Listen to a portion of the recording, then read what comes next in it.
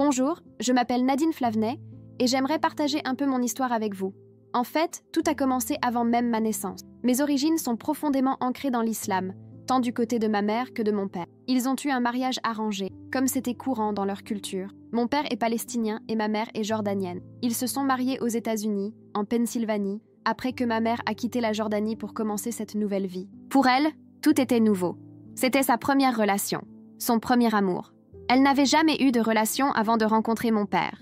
Sa famille le croyait bon et digne, mais malheureusement, la réalité était bien différente. Lorsque ma mère est arrivée aux États-Unis, elle s'est retrouvée complètement seule avec un homme bien loin de celui qu'il avait promis d'être. La situation a vite tourné au cauchemar. Mon père était violent, autoritaire et la laissait souvent sans nourriture. Alors qu'elle était encore enceinte de moi, ma mère était quotidiennement confrontée au rejet, à la violence et à la peur. C'était comme si j'avais absorbé tout cela dans son ventre. À ma naissance, elle n'en pouvait plus et a réclamé justice. Elle a demandé le divorce et a dénoncé les violences subies. Elle a appelé la police à chaque agression. Mais à l'arrivée des policiers, mon père parvenait toujours à les convaincre que rien ne se passait. Malgré cela, ma mère a persisté. Après de nombreuses difficultés, elle a réussi à obtenir le divorce et l'autorisation légale de m'emmener en Jordanie pendant 3 mois. Cependant, une fois sur place, elle a décidé de ne plus y retourner. Elle savait que c'était contraire à la loi américaine, et des mandats d'arrêt ont rapidement été émis contre elle. Cependant, en Jordanie, la situation était perçue différemment. Elle était citoyenne jordanienne. J'étais sa fille, et selon la loi locale, elle avait le droit de me garder. Dès lors, une véritable bataille juridique s'engagea entre deux pays.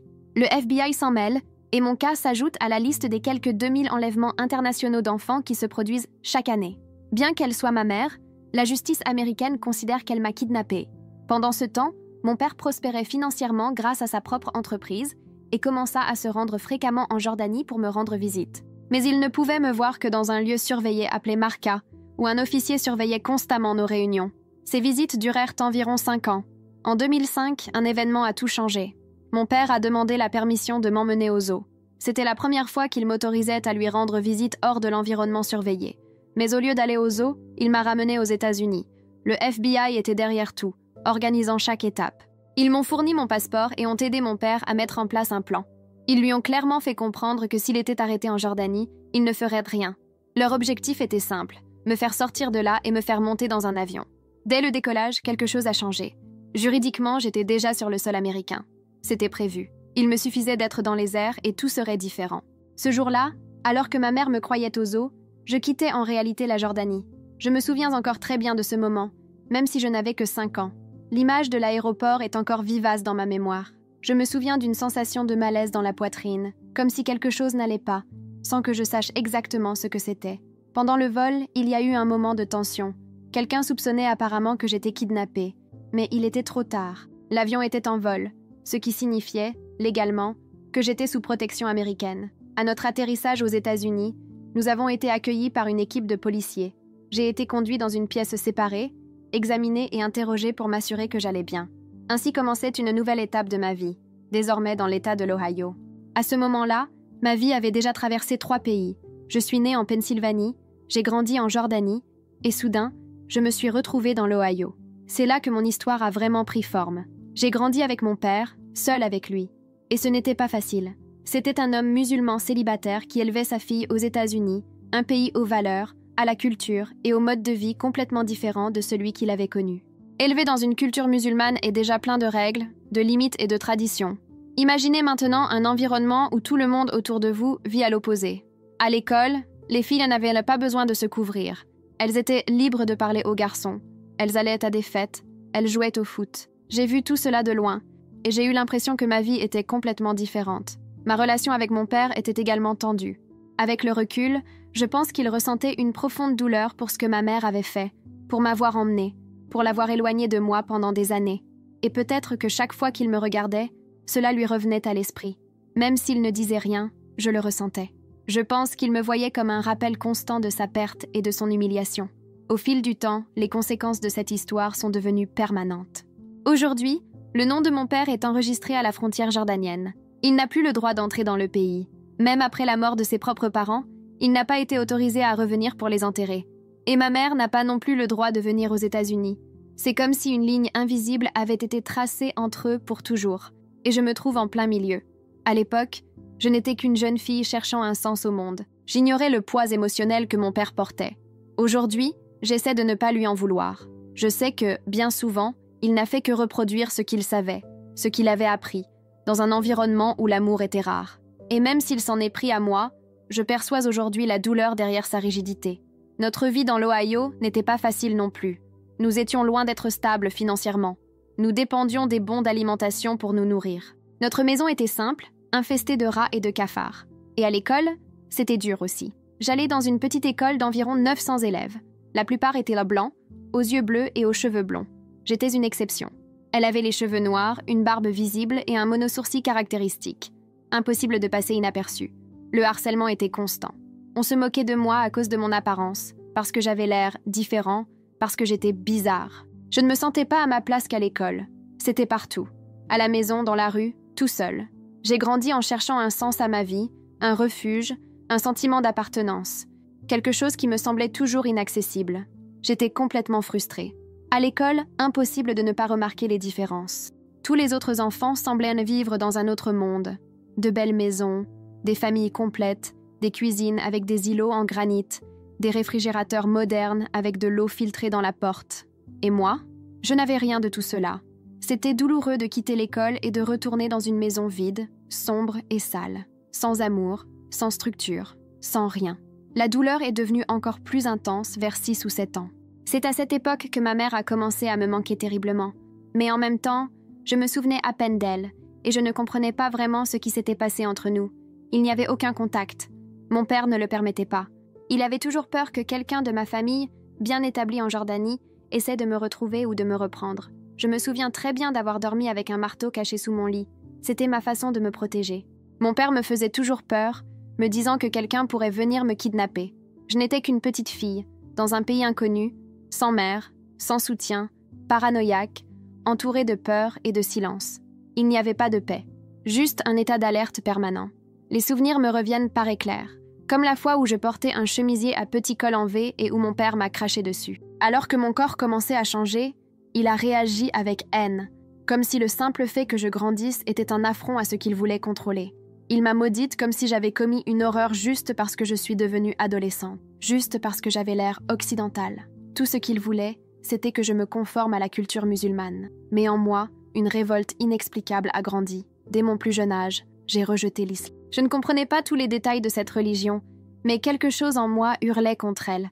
Je me suis dit, comment quelqu'un peut-il prier 5 fois par jour et continuer à traiter un enfant de cette façon? Toute ma famille, grands-parents, oncles, tantes, tous priaient, tous accomplissaient des rituels religieux. Et pourtant, personne ne semblait heureux. Il n'y avait que souffrance, abus, hypocrisie. Chaque fois que mon père parlait au téléphone à quelqu'un de notre pays, il n'entendait que des nouvelles lourdes, tristes et étouffantes. Même sans comprendre profondément sa foi, ce que je voyais dans ses fruits était amer, vide, douloureux. Et c'est alors qu'un ressentiment a commencé à grandir en moi, non seulement envers la religion, mais envers Dieu lui-même, ou plutôt envers ce Dieu que j'appelais Allah. J'ai essayé de prier, j'ai essayé de faire les 5 prières quotidiennes, je me suis agenouillée, j'ai posé mon front sur le sol, mais tout cela semblait mécanique, sans vie, aucun réconfort, je n'y trouvais aucune paix, juste un rituel froid qui me faisait me sentir encore plus seule. La frustration que je portais depuis mon enfance semblait grandir à chaque tentative infructueuse de trouver un réconfort spirituel. Et tout cela n'a fait qu'empirer car, en public, mon père se présentait comme le père idéal. Pour la communauté musulmane locale, il était respecté et loué. Et à la maison, j'étais battue, humiliée et traitée comme un moins que rien. Je n'ai jamais compris comment il parvenait à maintenir cette mascarade. Un jour, j'ai eu des poux, un problème courant chez un enfant, et cela a tourné au cauchemar. C'était en CM2, lors d'une bagarre à l'école. Ils ont appelé à la maison pour me prévenir, et je le savais. Je savais que lorsqu'ils l'apprendraient, j'allais me faire tabasser. Et c'est exactement ce qui s'est passé. De retour à la maison, il a explosé. Il m'a traité de sale, m'a dit que l'école le considérait désormais comme un père négligent. Et le pire, c'est que notre maison était en feu. Air sale. C'était plein de cafards, de rats, de saleté partout. Il n'arrêtait pas de crier « Ils me prennent pour un salaud !» comme si j'avais sali son nom. Puis il est parti, s'est rendu à une station-service, m'a traîné dans la salle de bain et m'a forcé à m'agenouiller sur le bord de la baignoire. Il a ouvert un bidon d'essence et l'a versé sur mes cheveux. Ce n'était ni de l'eau ni du shampoing, c'était de l'essence pure. L'odeur était insupportable. Mon cuir chevelu brûlait. C'était comme s'il voulait effacer toute trace de moi. Quand je suis retournée à l'école après ce jour-là, ce fut un cauchemar. Les enfants faisaient des grimaces autour de moi, se couvrant le nez à cause de l'odeur d'essence qui persistait dans mon corps. J'avais de petites brûlures à la tête et même si je ne comprenais pas vraiment, je savais que ce n'était pas normal. Mais le pire, c'est que, même en racontant tout ça maintenant, j'ai encore l'impression de ne pas pouvoir exprimer pleinement ce que fut cette enfance. C'était si douloureux, si solitaire. En 6e, mon corps a commencé à changer de façon plus marquée. Et avec ces changements est venue la honte. Je ne pouvais pas en parler à mon père. Je ne pouvais pas lui demander de soutien-gorge, ni lui dire que j'avais mes règles. Je me sentais bloquée, terrifiée. Comment pouvais-je demander des produits d'hygiène féminine à un père musulman strict qui me regardait à peine dans les yeux? Alors je me suis cachée. Je portais des débardeurs sous mes vêtements pour essayer d'aplatir mon corps, comme si se cacher était la seule issue. Ayant grandi dans cet environnement, je croyais qu'être une femme était mal, que son corps était sale, que se transformer était honteux. Mais en même temps, j'ai commencé à remarquer que les garçons à l'école remarquaient ces changements. Ils venaient me voir, ouvrir mon casier, m'envoyer des messages sur Facebook. Pour la première fois, j'avais l'impression que quelqu'un voulait me parler sans que j'aie à me forcer pour être acceptée. Et ça m'a touchée. Je me suis dit, c'est peut-être comme ça qu'on gagne l'amour. Peut-être que si on me désire, j'aurai enfin l'impression d'appartenir à un endroit. J'ai donc commencé la 5e avec cette idée en tête, mais aussi avec un poids sur la poitrine que je ne pouvais plus porter. J'étais complètement déprimée. C'est à cette époque que j'ai commencé à me faire mal. D'abord aux endroits les plus faciles à cacher, mes jambes, jusqu'à ce que mon conseiller d'orientation s'en aperçoive. Puis, j'ai commencé à me couper le ventre, puis le dos. Plus c'était caché, mieux c'était.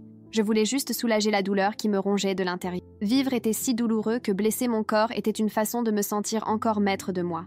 Et avec cette douleur sont venues les pensées les plus sombres. J'ai commencé à penser fréquemment à la mort. Le sentiment de ne plus pouvoir supporter la situation était constant. C'est à ce moment-là que quelque chose d'encore plus effrayant a commencé à se produire. J'ai commencé à voir des démons. Aujourd'hui, en tant que chrétienne, née de nouveau, je comprends parfaitement ce que c'était. Mais à l'époque, je n'étais qu'une petite fille désemparée, vivant dans un foyer musulman, ignorant le véritable amour de Dieu. Quand ces visions ont commencé, on m'a dit que je devenais folle. Chaque fois que je m'endormais, j'étais atteinte de paralysie du sommeil. J'avais l'impression que quelqu'un était sur moi, me retenait et m'étouffait. Je me réveillais en hurlant, disant que je voyais des démons dans la pièce. Mon père paniquait. Il ne savait pas quoi faire de moi. C'est alors qu'il m'a emmenée chez un psychiatre. Je n'avais que 12 ans. Et puis est arrivée l'avalanche de diagnostics. TDAH, ESPT, troubles bipolaires, schizophrénie limite, anxiété sévère, dépression majeure, et peut-être quelques autres dont je ne me souviens même plus. À chaque rendez-vous, une nouvelle étiquette, et à chaque étiquette, un nouveau médicament. Quand j'ai dit au médecin que je voyais des démons dans la maison, dans mon sommeil, et même chez d'autres personnes, il n'a pas enquêté, il m'a juste prescrit davantage de médicaments. En 5e, je prenais déjà 5 ou 6 médicaments par jour. J'étais un zombie. Je pouvais marcher, respirer, mais je ne vivais plus. J'avais une thérapie hebdomadaire et des médicaments quotidiens, mais rien ne me guérissait vraiment. C'était comme avant les médicaments. Les mauvaises pensées allaient et venaient. Même si elles étaient douloureuses, elles semblaient respirables. Mais après le traitement, elles sont devenues plus fortes, plus sombres, plus constantes. C'était comme être coincé dans un tunnel où tout résonnait en même temps. Je n'arrêtais pas de me demander « Et, ce médicament n'était-il pas censé m'aider? La thérapie n'était-elle pas censée me guérir? Qu'est-ce qui ne va pas chez moi ?» À l'école, je regardais autour de moi et je voyais mes camarades tellement impliqués dans leur vie. Ils jouaient en équipe, faisaient des projets, parlaient de fac, de rencontres, de voyages. Et moi, je pensais juste à survivre un jour de plus. Je me sentais tellement déplacée, si seule, si brisée intérieurement. Qu'est-ce qui ne va pas chez moi? Cette question est devenue mon écho. Un jour, alors que j'étais encore en 5e, je suis rentrée de l'école. Mon père travaillait tard. La maison était vide et le silence me pesait. Je suis allée à l'armoire où il rangeait ses médicaments. J'ai ouvert la porte et j'ai commencé à regarder. J'ai sorti plus de 43 pilules, je me suis assis par terre et je les ai toutes avalées, d'un trait. Je ne voulais plus vivre. C'était aussi simple que ça. C'était la première de mes 3 tentatives de suicide et je vous raconterai les autres plus tard. Mais celle-là était différente. Je me souviens parfaitement de ce sentiment. Ce n'était pas une impulsion. C'était une certitude. Je voulais en finir. J'avais l'impression de me noyer. L'air était là, mais je ne pouvais plus respirer. C'était comme si le monde entier se déroulait trop loin de moi. Et je voulais juste disparaître. J'ai été hospitalisée pendant des semaines, puis envoyée à Belmont Pines, à Liberty, dans l'Ohio. On disait que c'était un centre de désintoxication, mais c'était en réalité un hôpital psychiatrique. C'était un endroit dur, froid. Là-bas, ils m'ont mis avec des gens dans des situations bien plus graves. Certains avaient tenté de s'immoler par le feu, d'autres parlaient en tout seuls, parlaient au mur, hurlaient la nuit. J'ai regardé autour de moi et j'ai pensé « Je ne suis pas comme ça. Ce que je vis n'est pas comme ça. » Mais personne ne m'a écouté. Nous ne pouvions pas sortir. Il n'y avait pas de fenêtres ouvertes, aucun contact avec le monde extérieur. Et même dans cet état, ils continuaient à me donner encore plus de médicaments. Je ne savais plus qui j'étais. Je me sentais comme un fantôme, un corps errant sans âme. Je me demandais sans cesse à quoi bon tout ça, parce que vivre, ce n'est vraiment pas ça. Après presque 2 mois, j'ai pu sortir de l'hôpital. Je suis rentrée chez moi, mais ce n'était pas la fin de la douleur. Ce n'était que le début d'un autre chapitre, encore plus difficile. Peu de temps après, mon père a tenté de se suicider. Il n'a pas supporté la gêne. Quand j'ai tenté de me suicider, la police, les pompiers, les ambulanciers, ils sont tous venus dans notre petit appartement. Et dans une ville comme Youngstown, où tout le monde est au courant, la nouvelle s'est vite répandue. Dans les familles musulmanes traditionnelles, l'honneur est primordial. On ne montre pas au monde ce qui se passe chez soi. On n'expose pas sa douleur. On ne révèle pas sa faiblesse. Tout doit paraître parfait, même si c'est un mensonge. Mais maintenant, tout le monde savait. Tout le monde savait que quelque chose clochait dans notre famille. Et pour lui, c'en était trop. 2 mois après ma tentative, il a fait la sienne. Et j'ai porté ce sentiment de culpabilité, comme si j'en étais la cause. C'était comme si j'avais involontairement détruit le peu qui restait de notre maison. À cette époque, je passais quelques jours chez un ami. Je crois que c'était pour les vacances. Et j'ai remarqué quelque chose d'étrange. Mon père ne m'appelait pas une seule fois. Lui, qui m'appelait toujours, prenait toujours de mes nouvelles, a soudainement disparu. Quelque chose en moi s'est mis à hurler. Une tension, une forte intuition. Aujourd'hui, je sais que c'était Dieu qui essayait de me préparer. Mais sur le moment, cela ressemblait juste à de la peur. Une peur sans nom. De retour à la maison, la mère de mon ami m'a emmenée à l'immeuble. Avant de monter, elle m'a dit « On va rester ici. Monte seule. Si tu entends ou vois quelque chose d'étrange, crie et on montera en courant. » Et je suis montée. Mon cœur battait fort. Je sentais que quelque chose allait se passer là-haut. Je suis entrée dans la maison et tout semblait tourner au ralenti. J'ai traversé la cuisine et j'ai remarqué que l'endroit était étrange. Il y avait des mouches partout, de la nourriture laissée de côté, comme si personne n'avait pris la peine de ranger. À cet instant, quelque chose m'a dit que quelque chose n'allait pas. Je suis allée dans la chambre de mon père et je l'ai trouvé allongé. Il semblait endormi, mais en m'approchant, j'ai réalisé qu'il respirait encore. Un soulagement m'a envahi, puis le sentiment que quelque chose allait se passer m'a envahi. J'ai commencé à crier, à l'appeler, à lui demander pourquoi il ne répondait pas, ce qui se passait. Il s'est levé lentement, mais son visage était différent, comme déformé. Il parlait de façon pâteuse, difficile à comprendre. C'est alors que j'ai remarqué le Coran sur le lit, avec une serviette à côté, sur laquelle était écrit quelque chose que je n'oublierai jamais. Je suis désolée, je t'ai parlé, mon amour, mon petit. À cet instant, mon cœur s'est serré. En regardant autour de moi, j'ai vu les flacons de médicaments vides près du lit. Tout cela avait du sens. Il avait tenté quelque chose qu'il ne pouvait pas revenir en arrière. La police et l'ambulance sont arrivés rapidement, et la situation a rapidement pris une tournure que je n'aurais jamais imaginée. C'était seulement 3 mois après ma propre tentative de suicide. J'étais en 5e, en pleine transition vers le lycée, et la situation à la maison ne s'améliorait pas. Mon père a également été hospitalisé et y est resté 3 semaines. Entre-temps, je me suis réfugiée chez une amie. L'école a commencé à sentir que quelque chose n'allait pas, et le conseiller d'orientation m'a rapidement contactée.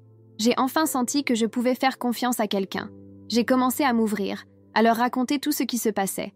Petit à petit, les enseignants et le personnel ont commencé à me considérer comme une personne à risque, ce qui a conduit le conseiller d'orientation à suggérer mon placement en famille d'accueil. En entendant cela, j'ai ressenti une vague de colère et de tristesse. Je ne voulais pas être privée de tout ce que je connaissais, mais une fois de plus, le sentiment de trahison m'a envahi. Je n'avais pas de famille ici. Tout le monde était en Jordanie, et j'avais de plus en plus l'impression de ne pouvoir faire confiance à personne. Les choses ont commencé à s'améliorer un peu l'été après la 5e, quand j'ai commencé à sortir avec quelqu'un.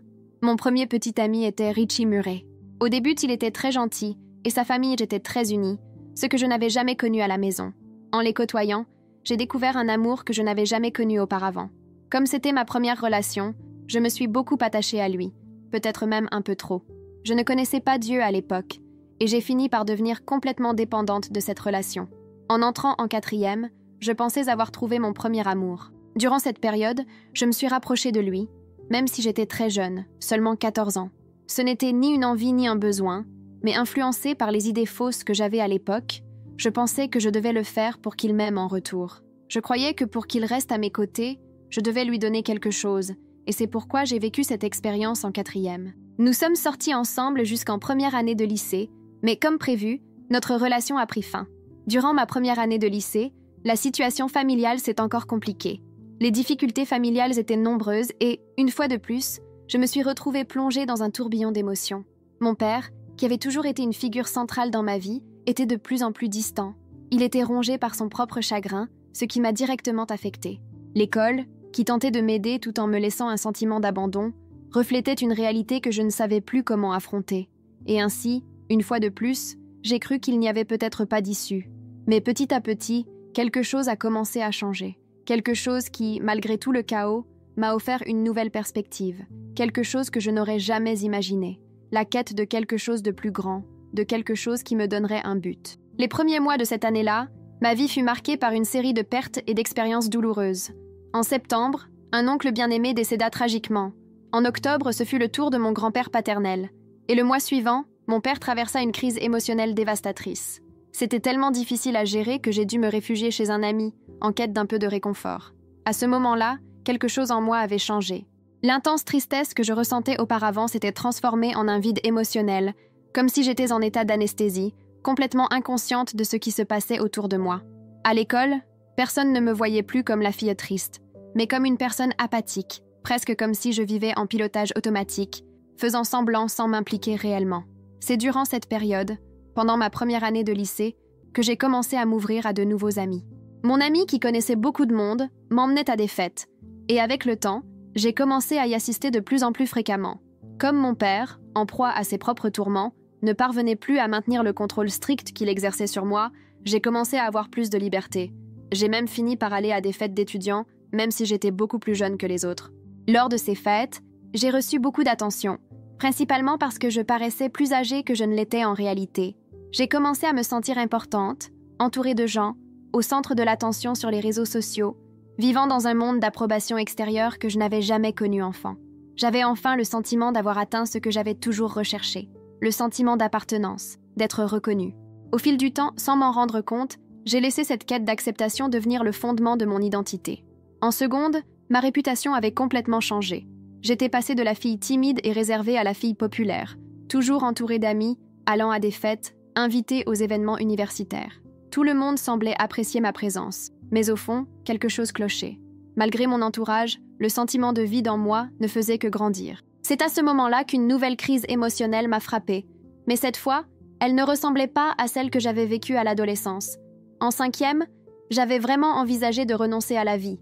Maintenant, en 2e année de lycée, je ne voulais pas mourir, mais je ne voulais pas non plus continuer à vivre comme ça. J'étais comme piégée, ne sachant pas quoi faire, ne sachant où aller. À cette époque, je prenais des médicaments sans réfléchir, cherchant un moyen d'échapper au tourbillon d'émotions qui m'envahissait. Le résultat fut une nouvelle hospitalisation. Je me suis retrouvée à nouveau à l'hôpital, puis j'ai été orientée vers Belmont Pines, un centre de traitement. Au bout d'un moment, j'ai pu sortir de l'hôpital et rentrer chez moi. Cependant, quelque chose a changé. Une fille nommée Med Remeni, une personne très gentille, a commencé à m'aider. Nous n'étions pas très amis, mais malgré cela, elle me conduisait toujours à l'école et à la maison, car ma famille avait des difficultés financières et je n'avais pas de voiture. C'est lors d'un de ces voyages, après mon retour de l'hôpital, que Med, contre toute attente, m'a dit quelque chose que je n'oublierai jamais. Je sais que tu as traversé des moments difficiles. Ma mère prie habituellement pour les gens et nous avons constaté de nombreuses améliorations. Si tu veux, elle peut aussi prier pour toi. Ces mots simples, empreints d'une sincère sollicitude, ont marqué un tournant dans ma vie. Ils ont semé une graine d'espoir au milieu de mon chaos intérieur. À cet instant, quelque chose en moi s'est ouvert à la possibilité de trouver de l'aide et de guérir d'une manière que je n'avais jamais imaginée auparavant.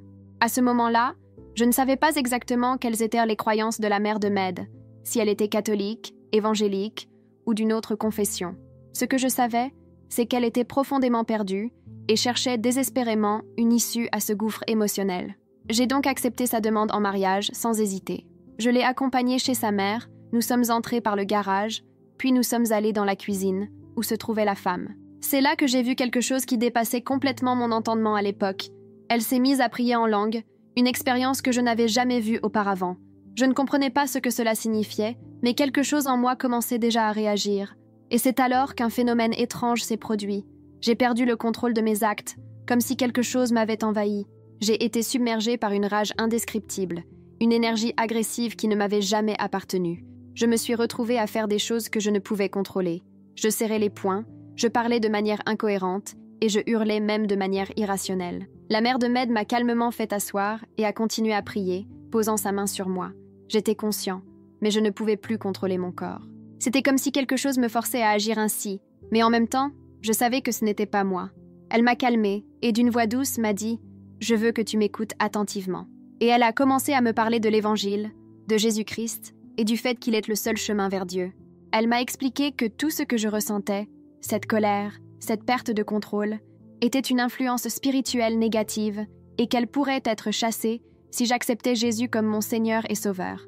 Même si je ne comprenais pas tout ce qu'elle disait, quelque chose en moi s'est libéré. La Bible dit que nul ne peut reconnaître Christ comme Seigneur si ce n'est par le Saint-Esprit. Et à ce moment-là, j'ai eu l'impression de recevoir quelque chose dont j'ignorais même avoir besoin. Je répétais ces paroles, priant avec foi, mais sans vraiment en comprendre le sens. J'avais déjà entendu parler de Jésus. Je me souviens d'une fois, en 6e, où une fille nommée Jenny Smith, une fille très gentille, m'a dit à l'improviste, lors d'une conversation en classe, « Tu n'as pas besoin d'Allah, tu as besoin de Jésus ». À l'époque, j'ai trouvé cela étrange, car même si je n'étais pas proche d'elle, ces paroles me sont restées en tête. Je me souviens aussi d'une amie de mon père, pour laquelle il s'intéressait mais n'a jamais donné suite, peut-être parce qu'elle était chrétienne. Je dormais chez elle de temps en temps, et elle diffusait toujours des sermons chrétiens en fond sonore. Je les écoutais, mais je ne les comprenais pas vraiment. Bien que j'ai grandi dans une famille musulmane, où Jésus est respecté comme prophète mais pas reconnu comme Dieu, je n'ai jamais ressenti de rejet du christianisme. J'ai toujours eu du respect pour Jésus, mais dans mon esprit, il n'était qu'un grand prophète, rien de plus. Même en récitant la prière d'abandon ce jour-là, je ne comprenais toujours pas pleinement qui il était vraiment. Je répétais ces paroles avec respect et foi, mais l'idée de Jésus comme fils de Dieu me semblait encore lointaine et difficile à accepter. Malgré cela, à ce moment-là, j'ai fait le premier pas, sans savoir à quel point ce serait profond. La mère de Med m'a ensuite expliqué ce qu'elle appelait le repentir. Je ne savais pas exactement ce que cela signifiait, mais nous avons commencé à parler de ma vie, de mes choix, des erreurs que j'avais commises, comme ma perte de virginité, des fêtes, des situations qui, je le savais, ne correspondaient pas à ce que je voulais vraiment pour moi. La conversation a duré un moment, jusqu'à ce que nous allions au garage. Elle m'a demandé de m'asseoir, et à ce moment-là, je me suis souvenue de quelque chose que je portais sur moi depuis des années. Un collier avec un symbole appelé Hamsa, qui portait le mauvais œil, quelque chose qui, je le croyais, me protégeait d'une certaine manière. Je portais ce collier depuis plus de 11 ans et je ne l'avais jamais quitté. Il était devenu une partie de moi, un charme qui représentait ma quête de protection, une chose en laquelle j'avais confiance. Mais voilà que la mère de Med me demandait de l'enlever. Au début, j'étais réticente, car ce collier représentait une sorte de sécurité pour moi. Mais me voilà, dans un nouvel endroit, avec de nouvelles perspectives qui s'ouvraient à moi, et j'ai décidé qu'il était temps de m'en détacher aussi. Elle a regardé mon collier et, l'air sérieux, m'a demandé « Qu'est-ce que c'est ? Enlève-le maintenant ». Je n'ai pas compris tout de suite ce qui se passait, mais j'ai obéi. Dès que j'ai enlevé le collier, quelque chose d'étrange et d'intense s'est produit. J'ai ressenti une vague de malaise qui m'a brutalement frappée. J'ai crié, j'ai eu des vertiges et une sensation de nausée m'a envahi. Ce fut un épisode physique et émotionnel, si intense, qu'il a duré environ 3h30. Plus tard, j'ai réalisé que je vivais une sorte de libération spirituelle, même si, à l'époque, je n'en avais aucune idée. À cette époque, la mère de Med m'avait aidé à surmonter mes blessures passées, me guidant à pardonner aux personnes importantes de ma vie, dont mon père. En quittant sa maison, j'ai ressenti quelque chose de nouveau, quelque chose de si léger, de si rafraîchissant, que je ne peux que le comparer à la liberté qu'éprouve un enfant lorsqu'il joue dans une cour de récréation, sans souci. Mon esprit était libre et, pour la première fois depuis longtemps, j'ai ressenti une paix profonde. C'était un sentiment de liberté que je n'avais jamais éprouvé auparavant. Cependant, malgré cette intense guérison, je n'étais pas encore tout à fait prête à vivre cette transformation. Comme je n'allais pas à l'église ni ne lisais la Bible, je suis vite retombée dans mes vieilles habitudes. La semaine suivante, j'étais de retour aux fêtes, à nouveau plongée dans ce monde. Même si j'avais vécu quelque chose d'aussi profond, j'ignorais que je devais cultiver ce changement dans ma vie.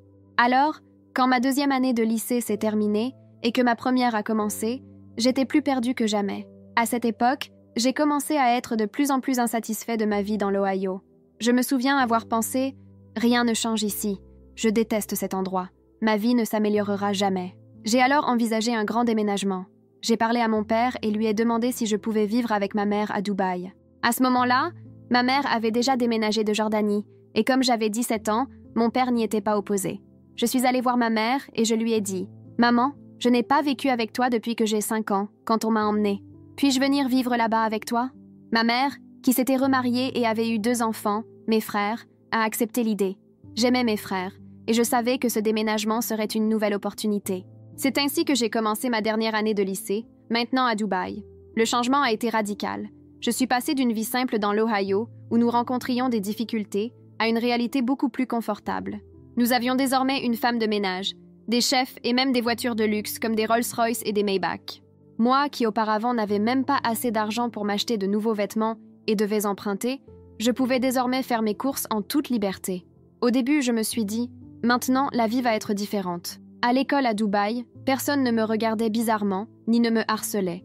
J'étais acceptée, et mon histoire de souffrance dans l'Ohio semblait lointaine. Mais à cette époque, ma mère jouait souvent le Coran à la maison, et je sentais encore qu'il y avait quelque chose de spirituel au-delà de moi.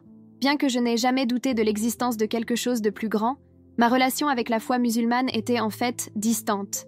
Je me voyais plutôt comme agnostique à cette époque, quelqu'un en quête de réponse sans être attaché à une religion en particulier.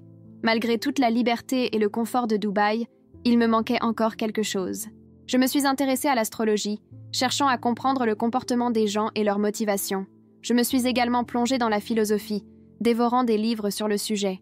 Ma quête de réponses panspirituelles s'est intensifiée et j'ai commencé à m'intéresser à des pratiques alternatives, comme l'utilisation des cristaux, en quête d'une connexion plus profonde qui donnerait un sens à ma vie. Après le lycée, je savais que je voulais aller à l'université, mais je ne me sentais plus à l'aise à Dubaï. De plus, mes amis partaient à la découverte d'autres pays et États. En 2018, j'ai donc décidé de retourner aux États-Unis et d'entamer des études au Georgia Gwinnett College. De retour dans la ville natale de Za, ma réputation de fêtarde me poursuivait. J'avais ma propre voiture, un travail, et ma quête spirituelle était plus intense que jamais. Durant cette période, j'ai commencé à explorer différentes pratiques spirituelles. J'ai commencé à fréquenter des temples hindous, et je suis même allée en Thaïlande pour rencontrer un moine et participer à des rituels spirituels. Je voulais approfondir cet univers et trouver quelque chose qui me comble véritablement.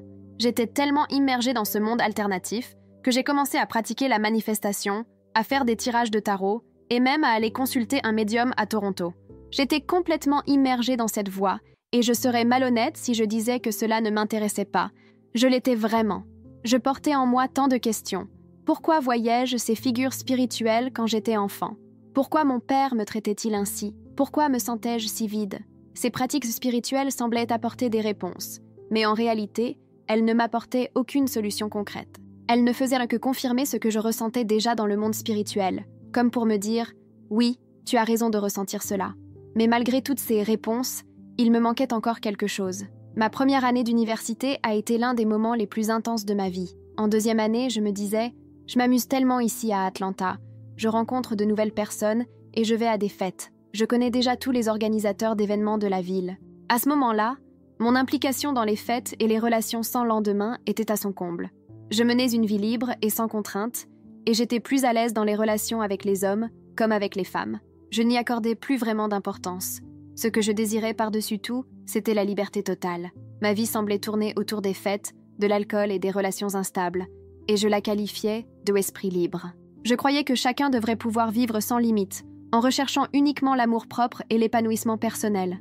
En m'immergeant dans la vie nocturne d'Atlanta, j'ai commencé à rencontrer des personnalités influentes, des basketteurs, des musiciens, des athlètes, et j'ai même commencé à recevoir des messages de célébrités.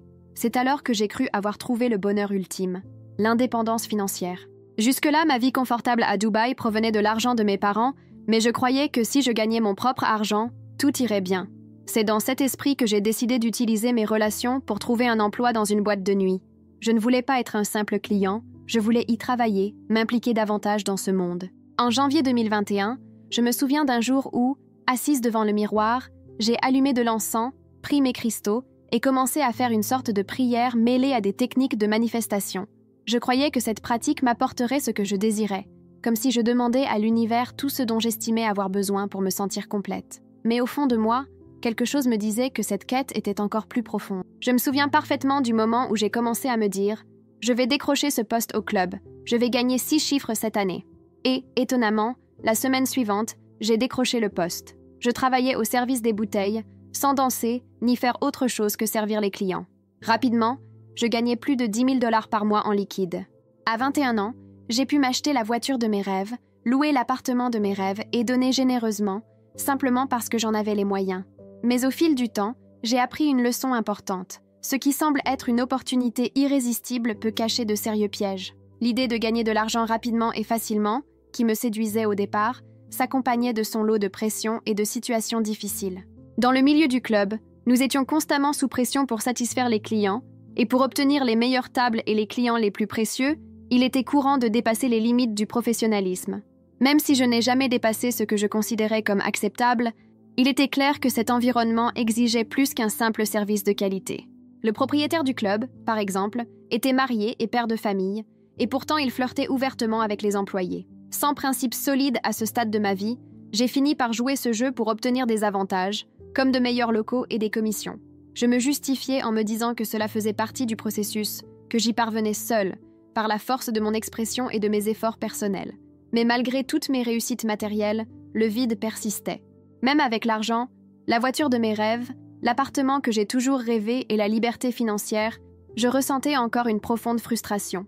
En mai 2021, plusieurs mois s'étaient déjà écoulés depuis que j'avais commencé à travailler au club et j'avais déjà gagné entre 90 000 et 100 000 $, presque entièrement en liquide. J'avais ce que j'avais toujours désiré, une voiture, un appartement, la liberté financière. Mais, paradoxalement, cela ne m'apportait pas la paix que j'espérais. Le vide était toujours là. Puis quelque chose a commencé à changer en moi, un soir où je servais l'un des plus gros clients du club, un homme qui dépensait beaucoup d'argent chaque semaine. Il m'a dit qu'il avait exprimé le désir d'être servi par moi ce soir-là. Et par hasard, ce fut un soir où j'ai gagné le plus d'argent que j'ai jamais gagné en quelques heures de travail. Plusieurs milliers de dollars en seulement 3 heures. J'étais stupéfait de la somme gagnée. Je suis montée dans ma voiture, la voiture de mes rêves, et j'ai pris le volant pour rentrer chez moi. Mais en conduisant, les larmes ont commencé à couler. J'ai pleuré si fort que je pouvais à peine voir la route. De retour chez moi, je suis montée à mon appartement et j'ai commencé à compter mon argent, à trier les factures. Mais en voyant le total, mes larmes ont redoublé. C'est à ce moment-là, en voyant l'argent devant moi, que quelque chose a changé en moi. C'était comme si tout le poids que je portais, tout ce vide, était redevenu impossible à ignorer. J'avais tout ce que je pouvais désirer. Des hommes, des soirées, de l'argent, des biens matériels. J'avais vécu à Dubaï, l'une des villes les plus luxueuses du monde. J'étais passée de la pauvreté dans l'Ohio à une vie confortable et luxueuse. Si je le voulais, je pouvais partir en Grèce le lendemain. Mais il me manquait encore quelque chose. Je commençais à réaliser que, même si la vie que j'avais construite était pleine de superficialité et de réussite extérieure, ce n'était pas ce qui me comblait véritablement. J'avais tant cherché ce qui, je pensais, me procurerait le bonheur, mais au fond, je savais que ce dont j'avais vraiment besoin n'était pas ce que j'avais accompli jusqu'à présent. Je menais une vie qui, pour beaucoup, semblait parfaite. Je voyageais en première classe, sans souci. J'avais l'argent pour aider les autres, pour réaliser tout ce dont j'avais rêvé enfant. J'avais atteint tous mes objectifs, la voiture de mes rêves, l'appartement idéal, le statut social, la liberté financière. J'avais tout ce que je pouvais désirer. Mais malgré tout cela, le vide était toujours là, me consumant. Il est normal d'être triste lorsqu'on est maltraité, humilié, rejeté, mais qu'en est-il lorsque la vie semble s'améliorer et que la douleur persiste? De l'extérieur, tout semblait parfait. J'étais parmi les meilleurs à l'université. J'avais une bourse complète. Mon profil sur les réseaux sociaux affichait une vie réussie, faite de fêtes et de voyages. De l'extérieur, j'étais une source d'inspiration. Une jeune femme qui avait accompli tout ce que beaucoup pouvaient espérer. Pourtant, intérieurement, je me sentais plus malheureuse que jamais. Je me souviens d'être allongée par terre dans mon appartement, en pleurs de désespoir. J'ai crié à Dieu, « Qui es-tu? Es-tu Krishna? Es-tu Bouddha? Es-tu Mahomet? Es-tu Allah? Es-tu l'univers ?» J'étais pleine de rage. « Tule, qui es-tu? Pourquoi m'as-tu laissé traverser tout ça? Pourquoi est-ce que je ressens encore ça, malgré tout ce que j'ai accompli? » Mes larmes n'étaient plus seulement des larmes de tristesse, mais d'une profonde colère. Que fait-on quand on a tout et qu'on ressent un tel vide? Je ne savais plus quoi faire. À ce moment-là, j'ai réalisé que malgré tous mes efforts pour combler ce vide par des réalisations extérieures, j'avais le sentiment d'avoir échoué en tant qu'être humain. J'ai pris une décision. Je me suis dit, ce sera ma dernière tentative. J'ai décidé d'en finir, pour de bon. J'ai planifié chaque détail. J'ai organisé mes affaires personnelles. J'ai annoncé au propriétaire du club que je prendrais 1 semaine de congé. Et il m'a prévenu que si je ne revenais pas, je perdrais mon emploi. L'atmosphère du club, où tout semblait tourner autour du plaisir et du luxe, m'emprisonnait en réalité. La vie nocturne me donnait un faux sentiment de liberté, mais elle m'étouffait. Je gagnais beaucoup d'argent, mais les dettes, les factures et le train de vie que je devais maintenir me freinaient encore plus. Je pensais avoir tout vu du monde, mais rien ne suffisait à me combler. Sans le club, je savais que je devrais travailler des heures épuisantes pour gagner une fraction de ce que je gagnais là-bas, et j'avais l'impression de n'avoir aucune issue. Alors j'ai tout planifié. Les finances, les messages d'adieu, la date, le lieu.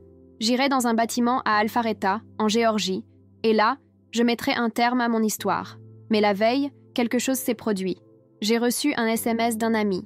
Il était aussi occupé que moi par son travail, et nous n'avions pas beaucoup parlé.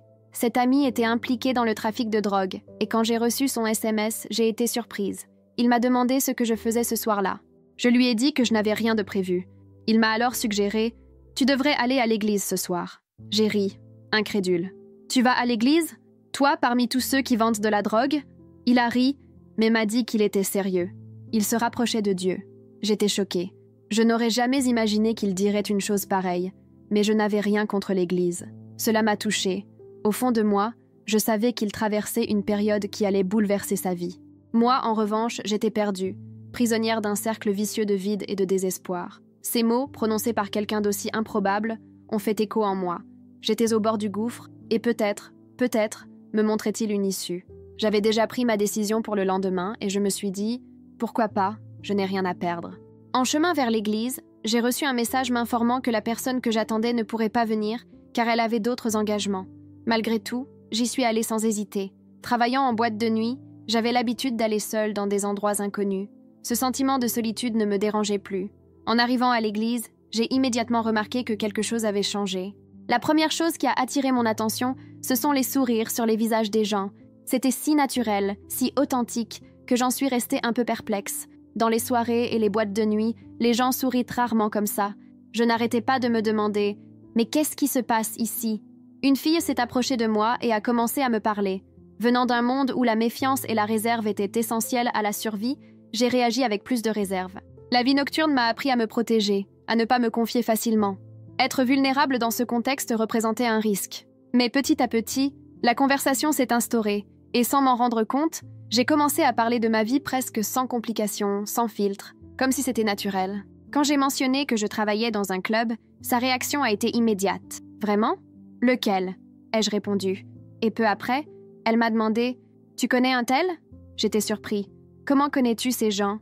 ai-je demandé. Elle a répondu calmement « J'y travaillais aussi, mais plus maintenant. C'est là que Dieu m'a parlé. C'est là que j'ai compris qu'il était temps de changer. C'est là que j'ai trouvé une nouvelle vie. » Ces mots m'ont profondément marqué. Rencontrer quelqu'un qui avait quitté ce milieu pour ne jamais y revenir était rare. Je n'aurais jamais imaginé que ce soit possible. Bientôt, le culte commença. Le pasteur commença son sermon en parlant d'images, de la façon dont nous nous présentons sur les réseaux sociaux et de son impact sur nos vies. Puis il dit quelque chose qui me bouleversa. « Vous êtes peut-être magnifique sur Instagram, mais à quoi cela sert-il vraiment ? Votre vie rapproche-t-elle quelqu'un de Dieu ?» Ces mots résonnèrent en moi comme un éclair. Je savais que mon profil sur les réseaux sociaux était impeccable aux yeux du monde extérieur, mais intérieurement, j'étais complètement perdue. Ce fut un choc. Le pasteur a ensuite affiché un verset à l'écran. Je n'avais jamais lu la Bible. Je ne savais pas qui était Moïse, ni qu'elle contenait 66 livres. Mais cette phrase était comme une gifle. À quoi sert à un homme de gagner le monde entier s'il perd son âme ? Ces mots n'étaient pas un enseignement moral comme tant d'autres que j'avais lus dans des livres de développement personnel ou entendus dans des pratiques alternatives. Non, ces mots semblaient exprimer exactement ce que je ressentais. J'étais en train de conquérir le monde, mais je me perdais complètement. À la fin de la cérémonie, émue par un profond besoin, je suis allée demander la prière. Je pleurais sans arrêt, ressentant une douleur dont j'ignorais l'origine. Puis, des personnes que je n'avais jamais vues auparavant ont commencé à prier pour moi. Le plus étonnant, c'est qu'elles ont parlé de détails très précis de ma vie, des choses que même le médium à qui j'avais parlé à Toronto ignorait. J'étais stupéfaite. Comment savent-elles cela ? Me suis-je demandé. Et une des femmes m'a répondu « C'est Dieu, il vous voit, il veut avoir une relation avec vous ». Ce jour-là, j'ai quitté l'église avec une nouvelle perspective. Quelque chose avait changé en moi, et je savais que cette expérience serait un tournant dans ma vie. Je me suis souvenu qu'à mes débuts dans la spiritualité alternative, j'étais toujours en quête de plus. J'achetais des livres audio, je suivais des cours, tout ce qui me permettait d'approfondir mes connaissances. Mais maintenant, avec ce que j'avais vécu cette nuit-là, quelque chose me semblait différent. Il ne s'agissait plus d'accumuler des connaissances, quelle qu'en soit la source. Il s'agissait de comprendre véritablement, de ressentir plus profondément qui était réellement ce Dieu que j'avais rencontré. Je me suis demandé, que font les chrétiens? Ils lisent la Bible, n'est-ce pas? Personne ne m'a dit quoi faire. Personne ne m'a dit d'arrêter de travailler au club ou quoi que ce soit du genre. Il n'y avait pas d'instruction claire, mais j'ai commencé à comprendre que c'était peut-être ça. Si je cherchais quelque chose de plus profond, je devais me renseigner sur ce qui m'avait touché ce soir-là. Ce que j'avais ressenti, et que je reconnais maintenant comme la présence de Dieu, était réel, très réel. À cet instant, tout ce que je savais, c'est que quelque chose d'immense et de chaleureux m'enveloppait, tandis que le pasteur prêchait. Les mots pénétrèrent mon cœur comme jamais auparavant. C'était une sensation unique, quelque chose qui ne ressemblait à aucune expérience spirituelle que j'avais connue auparavant, comme lorsque j'étais allée en Thaïlande rencontrer un moine ou que j'avais consulté un médium. C'était authentique, c'était quelque chose de nouveau. Je voulais en savoir plus. J'ai donc téléchargé une application biblique, mais à ma grande surprise, je ne connaissais absolument rien à l'Ancien et au Nouveau Testament. Je n'en avais aucune idée. Heureusement, j'ai trouvé une version pour débutants appelée ERV, et je me suis dit, voilà ce qu'il me faut. En commençant ma lecture, je suis tombée sur un passage qui parlait de l'immensité de l'amour de Dieu. Vaste, élevé, profond. J'étais fascinée. Comment Dieu pouvait-il m'aimer? C'était une idée complètement différente de ce que j'avais entendu dans d'autres religions. Dans l'islam, l'accent était mis sur l'obéissance, les règles, le rejet du péché. Maintenant, je lisais l'histoire d'un Dieu qui m'aimait profondément. J'ai continué à lire et, cette nuit-là, je suis restée éveillée pendant des heures, absorbée par tout.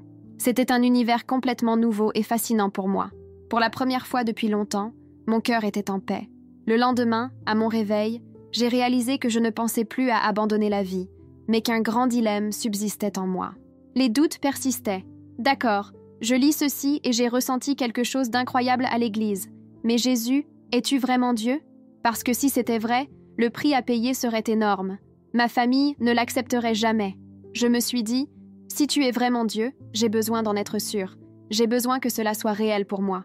J'ai grandi dans une tradition où la transgression spirituelle ultime est de croire en plusieurs dieux, ce qu'on appelle le shirk en islam. Beaucoup de musulmans interprètent mal la foi chrétienne, pensant que nous croyons en 3 dieux à cause de la Trinité, le Père, le Fils et le Saint-Esprit. Cela m'a effrayée. Je me suis dit, si je crois que Jésus est Dieu, je commets l'offense religieuse la plus grave. Je déshonore ma famille. Même si je ne me suis jamais sentie pleinement liée à l'islam, ce poids culturel était toujours bien présent. La semaine suivante, je suis retournée à l'église et j'ai continué à lire la Bible seule. Je n'entendais pas de voix, mais à mesure que je lisais, quelque chose en moi semblait se raffermir. C'était comme si j'étais de plus en plus certain de ce que je découvrais. Quelque chose au fond de moi était en train de changer, quelque chose que je ne pouvais ignorer. Je savais sans l'ombre d'un doute que Jésus est Dieu. À cette époque, je n'avais pas la compréhension théologique que j'ai aujourd'hui, mais c'était une conviction profonde dans mon esprit. En lisant le récit des miracles de Jésus, de ses guérisons, de son amour et de sa délivrance, une chose m'est apparue clairement. Il n'était pas un simple prophète. Aucun autre prophète, pas même Mahomet, n'avait fait ce que Jésus a fait. Je savais sans l'ombre d'un doute qu'il était bien plus grand. Puis juin 2021 est arrivé. J'ai décidé de ne pas en parler à ma famille tout de suite. C'était une transition, quelque chose de très personnel pour moi. J'ai quitté le club, je n'y suis jamais retournée, et j'ai continué à approfondir ma lecture de la Bible. Et c'est là que quelque chose a commencé à se produire. En allant à l'église et en me nourrissant davantage de la parole, j'ai commencé à remarquer des changements en moi, sans que personne ne me dise quoi faire. Personne ne m'a demandé de changer, mais j'ai senti que quelque chose se passait, quelque chose que je ne pouvais ignorer. Par exemple, j'écoutais encore du rap en voiture, des artistes comme Polo G, Lil Durk, 42 Dugg, mais soudain, ça a commencé à me perturber. Je me demandais, pourquoi est-ce que je me sens comme ça? Alors, sans que personne ne me le dise, j'ai arrêté d'écouter de la musique profane. Je me souviens m'être regardée dans le rétroviseur avec un haut plus court et m'être dit « Je ne pense pas que je devrais porter ça ». Ce n'était pas un changement imposé, mais quelque chose en moi s'adaptait. et je ne savais même pas ce que c'était. Je ne comprenais pas ce qu'était une conviction spirituelle. Je savais juste que quelque chose était en train de changer. Je me demandais, qu'est-ce qui m'arrive? Est-ce que je deviens folle? Mais tout ce que je ressentais venait de la lecture de la Bible. C'était difficile, certes, mais en même temps, c'était une guérison. C'est ainsi que ma façon de m'habiller a commencé à changer, tout comme mes préférences musicales. J'ai commencé à chercher des chants sur Jésus, même si je ne savais même pas si cela s'appelait gospel ou louange. C'était encore très nouveau pour moi. J'écoutais de la musique chrétienne en voiture et, sans m'en rendre compte, Dieu me transformait au passage. À cette époque, j'ai trouvé un petit boulot dans un café. J'y ai rencontré une collègue. Je l'ai trouvée mignonne et j'ai commencé à lui parler, mais à mesure que ma relation avec Dieu progressait, il a commencé à changer mes sentiments. Le Seigneur m'a montré que même les désirs que je considérais auparavant comme normaux ne faisaient pas partie de son plan pour ma vie. En seulement 3 mois, Dieu a complètement renouvelé mon esprit, ma vision de la sexualité, des relations prénuptiales, de la musique profane et de l'alcool. Le 17 juin 2021, j'ai bu pour la dernière fois. Depuis, je suis abstinent d'alcool, de nicotine et d'autres mauvaises habitudes depuis plus de 3 ans.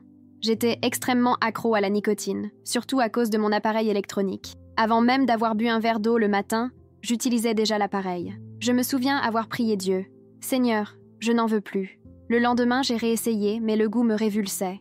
J'ai arrêté l'appareil sans effort, sans aucun symptôme de manque, même après plus de 6 ans de tabagisme. C'était surnaturel.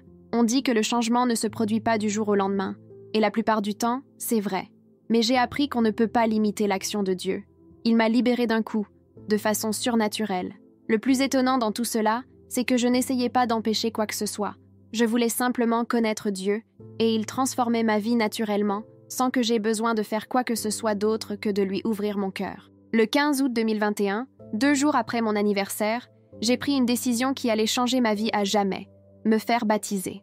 Je voulais que le monde sache que je suivais Jésus, car il transformait ma vie d'une manière que je n'aurais jamais imaginée. J'ai été baptisée devant toute l'Église, et, en sortant de l'eau, je me souviens avoir dit avec une conviction absolue « Je m'appelle Nadim, et je déclare que Jésus est mon Seigneur et Sauveur. » Ce fut un jour inoubliable, une étape importante dans une nouvelle vie. 1 an plus tôt, en 2020, je fêtais mon anniversaire en boîte de nuit. Et maintenant, je me faisais baptiser. Je renaissais spirituellement. Je suis sortie de cette épreuve avec le sentiment que ma vie commençait vraiment. Mon ancienne vie ne me manquait pas, ni le monde. C'était merveilleux, un profond soulagement. Avec le temps, j'ai ressenti le besoin de partager ce changement avec ma famille. J'ai donc commencé avec mon père. Cependant, sa réaction a été très dure. Il m'a bloquée par tous les moyens possibles et, lorsqu'il a appris ma conversion, il a traversé une crise émotionnelle très grave. Ce fut une période extrêmement difficile. La police a dû intervenir après sa disparition et on a retrouvé une lettre de lui, dans laquelle il exprimait sa déception face à mon choix. Ma mère m'a aussi éloignée de ma famille. Nous ne nous sommes pas adressé la parole pendant plus d'1 an et demi. C'était une période douloureuse, sans aucun doute. Mais j'ai continué à prier pour eux. Je priais pour qu'ils connaissent Jésus comme moi. Bien sûr, le rejet m'a fait mal, mais j'ai trouvé du réconfort dans les Écritures. Leur lecture m'a apporté une paix que je ne trouvais nulle part ailleurs. Des passages comme « Si le monde te hait, souviens-toi qu'il m'a haï le premier » m'ont fait comprendre que même Jésus, pourtant parfait, a été rejeté. Alors, malgré la douleur, j'ai trouvé une paix inexplicable. Je savais que ma prière était puissante, car si Dieu m'atteignait, il pouvait aussi atteindre ma famille. Cette foi simple, presque enfantine, était ce qui me soutenait. Alors que je priais pour mon père, le Seigneur a commencé à me montrer que je devais pardonner à ma famille pour tout ce qu'il m'avait fait. Je devais pardonner à mon père pour les blessures qu'il m'avait causées. Au début, j'ai résisté. Je me suis dit « Seigneur, ne vois-tu pas ce qu'il m'a fait ?» Mais Dieu a insisté. Il a dit « Tu pries pour lui, mais tu ne pardonnes pas. Avant de prier, tu dois libérer le pardon. Tu dois laisser aller les blessures. » Je me souviens avoir beaucoup pleuré, lutté contre cette idée, mais j'ai finalement dit « Bon, Jésus, si tu m'as pardonné tant de choses, si tu m'as pardonné d'avoir fréquenté des hommes mariés, d'avoir entraîné d'autres personnes dans le péché, qui suis-je pour ne pas pardonner à mon Père ?» Et même si je n'en avais pas envie, j'ai commencé à dire « Je pardonne à mon Père pour tout ce qu'il m'a fait subir, je lui pardonne. » En prononçant ces mots, quelque chose a commencé à se briser en moi. Le rejet et la douleur ont commencé à disparaître de mon cœur. Et puis j'ai commencé à pardonner à ma mère, aux membres de ma famille, à mes anciens petits amis, et même à ses camarades de classe qui me harcelaient à l'école. Dieu accomplissait une œuvre surnaturelle dans mon cœur. Alors que je continuais à prier et à intercéder pour ma famille, je courais vers Dieu avec enthousiasme. J'avais envie de dire à tout le monde, « Laissez-moi vous parler de Jésus. S'il a fait cela pour moi, il peut le faire pour vous aussi. » Puis, clairement et distinctement, j'ai entendu la voix de Dieu. Pour la première fois, j'ai entendu la parole de Dieu. Mission. Je me suis demandé, les missions, qu'est-ce que c'est?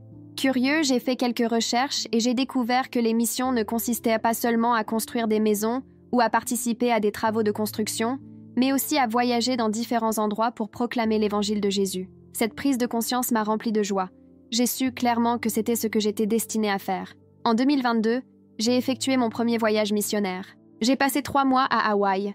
Beaucoup associent Hawaï au paradis, mais une fois sur place, j'ai réalisé que les besoins étaient immenses. Beaucoup étaient sans abri, avaient des problèmes de toxicomanie et cherchèrent quelque chose qu'ils ne trouvaient pas. Après cette expérience, j'ai passé 3 semaines en Suède, continuant à partager l'amour de Jésus et à prier pour les autres. Et chaque jour, ma vie était transformée davantage. C'est aussi à cette époque que de nombreuses personnes de mon passé ont commencé à me chercher. « Où es-tu? Est-ce que tu vas bien ?»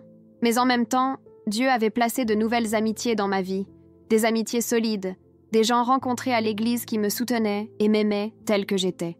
Les anciennes amitiés ne me manquaient pas, car le Seigneur m'avait donné quelque chose de nouveau. Le plus merveilleux dans tout cela, c'est que Dieu a non seulement vidé ma vie de ce qui était mauvais, mais l'a rempli de ce qui est bon. C'est comme un verre d'eau. Plus on le remplit de quelque chose de pur, plus le mauvais est naturellement expulsé. Après ce voyage missionnaire, j'ai repris mes habitudes, et c'est là que j'ai clairement entendu le Seigneur me parler. « Tu as fait une pause dans tes études. Il est temps de terminer tes études. » J'ai donc repris mes études et commencé à parler de Jésus sur le campus. C'est à cette époque que j'ai rencontré mon mari. Dieu est si bon. Il a placé dans ma vie quelqu'un qui partageait la même foi, la même vision, et en moins d'1 an de relation, nous nous sommes mariés. Je me souviens d'un moment très spécial. Juste après mon baptême en septembre 2021, j'ai fait alliance avec Dieu. Je lui ai dit « Seigneur, j'ai livré mon corps à tant de mauvaises choses. Je veux te consacrer ma vie. Je n'embrasserai personne avant d'être mariée. » Ce n'était pas une décision religieuse, ni une décision pour gagner des points au ciel, mais une décision d'amour et de révérence pour Dieu. Lorsque j'ai commencé à parler à mon futur mari, je lui ai clairement fait comprendre « Pour ta gouverne, je n'embrasserai personne avant d'être mariée. » Je m'attendais à ce qu'il trouve cela étrange, mais il m'a répondu « Vraiment ?» J'ai demandé la même chose à Dieu. J'étais stupéfaite. Dieu était si fidèle. Nous nous sommes mariés après moins d'1 an de relation, et à l'hôtel, nous avons vécu un moment si spécial que c'était comme un petit bout de paradis. Nous nous sommes seulement embrassés à ce moment-là. La paix, la présence et la gloire de Dieu étaient si fortes que j'en étais émerveillée. En moins de 2 ans de marche avec Jésus, Dieu avait restauré ma vie d'une manière extraordinaire. Aujourd'hui, à mes côtés, j'ai un homme qui me respecte, m'aime, aime le Seigneur, et qui guide notre famille dans la prière. Mon mari mène également une vie sobre, tout comme moi, et nous avons vécu des merveilles ensemble. Pendant ce temps, je priais encore pour ma famille. Ma mère et moi n'avions pas encore rétabli le contact, mais 2 ans plus tard, mon père m'a envoyé un SMS. Il était si long que j'ai dû cliquer dessus pour continuer. Si vous connaissez un peu la culture musulmane, vous savez que s'excuser, surtout de la part d'un père à son fils, est très rare. Lorsque j'ai reçu le message de mon père, j'ai été profondément touchée. Il m'a écrit plusieurs paragraphes pour s'excuser de tout ce qu'il avait fait depuis que j'étais petite. Il m'a dit « Je comprends que tu ne veuilles plus avoir de relation avec moi, mais je t'aime et je regrette de ne pas avoir été un bon père. » J'ai su que c'était Dieu qui touchait son cœur. À ce moment-là, je me suis souvenue de la parabole du fils prodigue, où le fils ressent le besoin d'accomplir quelque chose de grand pour être réintégré. Mon père ressentait peut-être la même chose. J'ai décidé de l'appeler immédiatement et de lui dire « Je t'aime ». Aujourd'hui, je ne vois plus mon père comme celui qui m'a blessé. Je te vois à travers le regard de Dieu, comme quelqu'un qu'il veut atteindre. Je savais que j'avais véritablement pardonné, et si on me demandait de mettre ma sincérité à l'épreuve, je n'hésiterais pas. Je lui avais pardonné totalement, et cela n'était possible que grâce à l'amour de Dieu. J'ai réalisé à quel point j'avais été pardonnée, et c'est pourquoi j'ai pu lui pardonner aussi. Mon père est toujours musulman, mais je crois qu'un jour Jésus le touchera. Notre relation n'a jamais été aussi bonne qu'aujourd'hui. Quand je lui annonce que je vais à l'église, il n'apprécie pas beaucoup, mais il ne réagit plus comme avant. Pour moi, c'est déjà un miracle. Je continue de prier pour ma mère, mais Dieu a fait de grandes choses, même dans ces moments difficiles. Depuis que j'ai épousé mon mari, je peux dire « Venir à Jésus, ce n'est pas seulement avoir une vie meilleure, c'est avoir une vie toute nouvelle. Ma vie ne s'est pas seulement améliorée, elle a été transformée. L'enfant que je ne pouvais pas être maintenant à 21 ans, je peux enfin l'être. Vivre avec le Seigneur pour moi, C'est comme jouer dans un grand parc. Tout est nouveau, plein de vie, et je ne pourrais pas être plus heureuse. Avec mon mari, nous avons fondé notre propre ministère, le ministère CAL, où nous enseignons aux jeunes à approfondir leur relation avec Dieu et à comprendre que la véritable satisfaction ne se trouve qu'en Christ. Dieu m'a également donné l'occasion de prêcher dans de nombreux endroits et de voyager dans des pays comme l'Afrique du Sud et le Zimbabwe pour des missions. Tout cela est l'œuvre de la grâce de Dieu. En repensant à mon passé, le jeune Nadim d'il y a quelques années n'aurait jamais pu imaginer qui je suis aujourd'hui. Et aujourd'hui, lorsque je ressens une crise spirituelle, je sais exactement vers qui me tourner. Le nom de Jésus. C'est au nom de Jésus que la dépression m'a quitté, que l'anxiété a disparu. On m'avait diagnostiqué un TDAH, mais grâce à la force de Dieu, j'ai pu obtenir mon diplôme en décembre, sans médicaments ni stimulants. Uniquement grâce à la force qui vient de la joie du Seigneur. Je suis maintenant à l'école biblique, impatient de poursuivre ma marche avec Christ et de partager tout ce qu'il a fait pour moi. Et il peut faire de même pour vous. Si vous regardez ce message, où que vous soyez, dans votre voiture, à la maison, respirez profondément. Je veux prier pour vous. Père Céleste, je prie pour chaque personne qui écoute ce message. Que ta présence envahisse leur environnement. Qu'ils te rencontrent comme jamais auparavant. Saint-Esprit, convainc-les de péché et révèle-leur qui tu es. Seigneur, transforme leur cœur, renouvelle leur vie, et que tout désir de persister dans des pratiques qui les éloignent de toi soit remplacé par une soif de te connaître. Au nom de Jésus, Amen. Que vos cœurs soient touchés et vos esprits éclairés par la lecture de la Bible. Que le voile qui empêche la compréhension soit levé et que chacun puisse pardonner à ceux qui l'ont blessé, trouvant ainsi guérison et liberté. Seigneur, nous te remercions, car nous savons qu'en invoquant le nom de Jésus, nous trouvons le salut. Que vos vies ne soient plus jamais les mêmes, et que vous marchiez de gloire en gloire, au nom de Jésus. Amen. Maintenant, je vous le demande. Qui est Jésus pour vous? C'est sans aucun doute l'une des questions qui me touchent le plus. Pour moi, Jésus est bien plus que le Sauveur. Il est mon Sauveur. Il m'a sauvé. Il m'a sorti de la mort, de la douleur et de la tristesse, et m'a ramené à la vie. Il m'a sauvé de la dépression, de l'anxiété, de la dépendance et de tous les mensonges du monde. Alors que personne d'autre ne pouvait m'aider, alors que ni mes philosophies ni mes conseils n'avaient le moindre pouvoir, il m'a tendu la main et m'a dit « J'ai un plan pour toi. Et ce plan est unique, car lui seul peut sauver nos âmes. Je veux que vous sachiez une chose, vous n'êtes jamais trop loin de Dieu. Jamais. Peu importe ce que vous avez fait ou où que vous soyez en ce moment, Dieu vous attend à bras ouverts. L'ennemi est peut-être le père du mensonge, mais Jésus est la vérité, le chemin et la vie. Si vous le cherchez, vous trouverez votre véritable identité et le but que vous avez toujours recherché. Il vous accueillera tel que vous êtes, et de là, il amorcera la transformation de votre vie. Amen. C'est émouvant d'entendre des témoignages comme celui de Nadim, qui nous a partagé son parcours de douleur, de lutte et surtout de transformation. Et maintenant, je vous laisse avec une question. Quelle est votre histoire? Vous sentez-vous aussi vide? Cherchez-vous quelque chose qui semble impossible à trouver? Qu'avez-vous essayé pour trouver la paix, le bonheur et la liberté? Et, surtout, où cherchez-vous les réponses à votre vie? Tout comme il l'a été pour Nadim, Jésus peut être la réponse que vous cherchez. Qui que vous soyez ou quoi que vous ayez fait, il est là, les bras ouverts, prêt à transformer votre vie aussi. Et tout commence lorsque vous décidez de faire le premier pas, lorsque vous choisissez de rechercher la vérité qui peut tout changer à jamais. Je veux vous lancer un défi. Qu'est-ce qui vous empêche de franchir le pas maintenant? Pourquoi ne pas prendre un moment pour réfléchir à votre vie et décider de chercher Dieu de manière sincère et profonde? C'est peut-être le moment pour vous de connaître une paix qui transcende toutes les circonstances. Ne remettez pas à plus tard le changement qui peut commencer dès maintenant. Si vous ressentez au plus profond de votre cœur le désir de grandir dans votre relation avec Dieu, je vous invite à vous abonner à la chaîne pour continuer à découvrir sa parole et comment elle peut transformer votre vie. Activez la cloche pour ne manquer aucun contenu qui vous accompagnera dans ce cheminement de foi et de renouveau. Maintenant, prions ensemble. Seigneur, nous te demandons que chaque personne qui entend ce message ressente la touche de ton Saint-Esprit, apportant des révélations et de profonds changements dans son cœur, au nom de Jésus. Amen.